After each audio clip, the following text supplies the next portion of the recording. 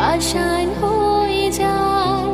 যে নিজের সুখে মনের মানুষটাকে মেরে যায়। হায় রে বোকা মন আমার, শুনলি না বারণ, আবার প্রেমে বুঝলি রে তুই কেন অকারণ।